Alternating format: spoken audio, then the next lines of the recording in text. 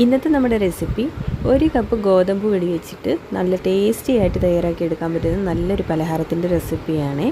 നമുക്കിത് കഴിക്കാനായിട്ട് കറികളുടെ ഒന്നും ആവശ്യമില്ല. നമ്മൾ ഇതിൻ്റെ ഉള്ളിൽ കുറച്ച് ഫില്ലിംഗ് ഒക്കെ കൊടുത്തിട്ടാണ് ഇത് തയ്യാറാക്കി എടുത്തിട്ടുള്ളത്. ഈ വീഡിയോ കണ്ടുകൊണ്ടിരിക്കുന്ന സമയത്ത് നിങ്ങൾക്ക് ഇഷ്ടപ്പെടുകയാണെങ്കിൽ മറക്കാതെ തന്നെ ആ ലൈക്ക് ബട്ടണും കൂടി ഒന്ന് ക്ലിക്ക് ചെയ്തേക്കണേ. നമ്മുടെ ഈ ചാനലൊന്ന് സബ്സ്ക്രൈബ് ചെയ്ത് ഒന്ന് സപ്പോർട്ട് കൂടി ചെയ്യുക. അപ്പോൾ നമുക്കിതെങ്ങനെയാണ് തയ്യാറാക്കുന്നതെന്ന് കണ്ടു നോക്കാം. ആദ്യം ഇതിലേക്ക് വേണ്ടുന്ന മാവ് ഒന്ന് റെഡിയാക്കി എടുക്കാം. അതിനായിട്ടൊരു ബൗളിലേക്ക് 1 കപ്പ് ഗോതമ്പ് പൊടി ചേർത്ത് കൊടുക്കാം. ഇനി ഇതിലേക്ക് ആവശ്യമായിട്ടുള്ള ഉപ്പ് കൂടി ചേർത്ത് കൊടുത്തിട്ട് ഇതെല്ലാം കൂടി നന്നായിട്ടൊന്ന് മിക്സ് ചെയ്തെടുക്കാം. ഇനി ഇതിലേക്ക് കുറേശ്ശെ വെള്ളം ഒഴിച്ച് കൊടുത്ത് ഒന്ന് കുഴച്ചെടുക്കാവേ. ചപ്പാത്തി മാവിൻ്റെ പരുവത്തിൽ വേണം നമ്മൾ മാവ് റെഡിയാക്കി എടുക്കാനായിട്ട്. ഇതിപ്പോൾ ഞാൻ നന്നായിട്ടൊന്ന് കുഴച്ചെടുത്തിട്ടുണ്ട്. ഇനി നമുക്കിതിലേക്ക് വേണ്ടുന്ന ഫില്ലിംഗ് ഒന്ന് തയ്യാറാക്കി എടുക്കാം.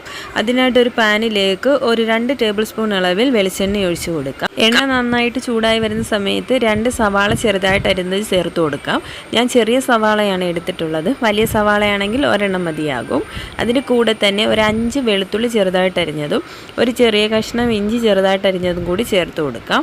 ഇതിലേക്ക് ഇനി കുറച്ച് ഉപ്പ് കൂടി ചേർത്ത് കൊടുത്തിട്ട് സവാള ഒന്ന് വഴറ്റിയെടുക്കാവേ. സവാള ചെറുതായിട്ടൊന്ന് വാടി വരുന്ന സമയത്ത് ഒരു തക്കാളി ചെറുതായിട്ട് അരിഞ്ഞതും അതിന് കൂടെ തന്നെ കുറച്ച് കറിവേപ്പില ചെറുതായിട്ട് അരിഞ്ഞതും കൂടി ചേർത്ത് കൊടുത്ത് ഇനി തക്കാളിയും സവാളയൊക്കെ നന്നായിട്ടൊന്ന് വഴറ്റിയെടുക്കാം. ഇതിപ്പോൾ നന്നായിട്ടൊന്ന് വാടി വന്നിട്ടുണ്ട്. തക്കാളി സവാളയൊക്കെ നല്ലതുപോലെ ഒന്ന് വാടി വന്നിട്ടുണ്ട്. ഇനി ഇതിലേക്ക് നമുക്ക് കുറച്ച് പൊടികൾ ചേർത്ത് കൊടുക്കാം.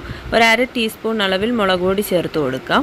1/4 ടീസ്പൂൺ മഞ്ഞൾപ്പൊടിയും 1/2 ടീസ്പൂൺ ചിക്കൻ മസാലയും കൂടി ചേർത്ത് കൊടുത്ത് ഈ പൊടികളുടെയൊക്കെ ആ പച്ചമണം മാറുന്നിടം വരെ ഒന്ന് വഴറ്റി കൊടുക്കാവേ.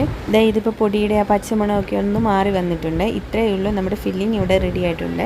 നമ്മൾ അധികം മസാലയൊന്നും ചേർത്തില്ലെങ്കിലും ഇത് നല്ല അടിപൊളി ടേസ്റ്റി ആയിട്ടുള്ളൊരു ഫില്ലിംഗ് ആണ് കേട്ടോ. ഇനി നമുക്കൊന്ന് ചൂടാറാനായിട്ട് മാറ്റി വെക്കാം. ഇനി നമ്മൾ നേരത്തെ കുഴച്ച് വെച്ചിരിക്കുന്ന ഒരു മാവുണ്ടല്ലോ, അതിൽ നിന്ന് ഇതുപോലെ കുറേശ്ശെ എടുത്തിട്ട് ഈ ഓരോ ബോൾസ് ആക്കിയിട്ട് എടുക്കാം.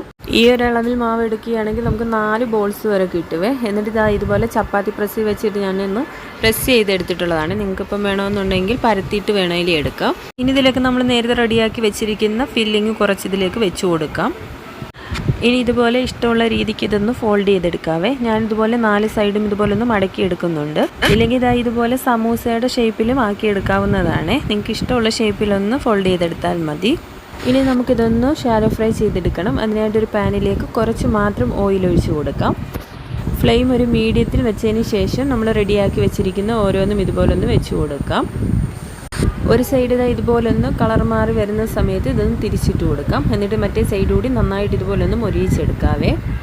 മറ്റേ സൈഡ് കൂടി നന്നായിട്ടൊന്ന് മൊരിയിച്ചെടുത്ത് കഴിഞ്ഞാൽ നമ്മുടെ പലഹാരം ഇവിടെ റെഡിയാണ്. വളരെ സിമ്പിളാണ് റെഡിയാക്കി എടുക്കാനായിട്ട്. അതുപോലെ കഴിക്കാനും നല്ല അടിപൊളി ടേസ്റ്റി ആയിട്ടുള്ളൊരു പലഹാരമാണ്.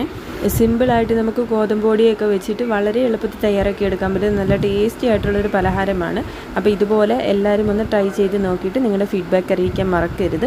അതുപോലെ തന്നെ നമ്മുടെ ഈ വീഡിയോ ആദ്യമായിട്ട് കാണുന്നവരാണെങ്കിൽ നമ്മുടെ ചാനൽ പ്ലീസ് ഒന്ന് സബ്സ്ക്രൈബ് ചെയ്ത് ഒന്ന് സപ്പോർട്ട് ചെയ്യാൻ മറക്കല്ലേ. അപ്പോൾ നല്ലൊരു റെസിപ്പിയുമായി നമുക്ക് വീണ്ടും കാണാം. താങ്ക്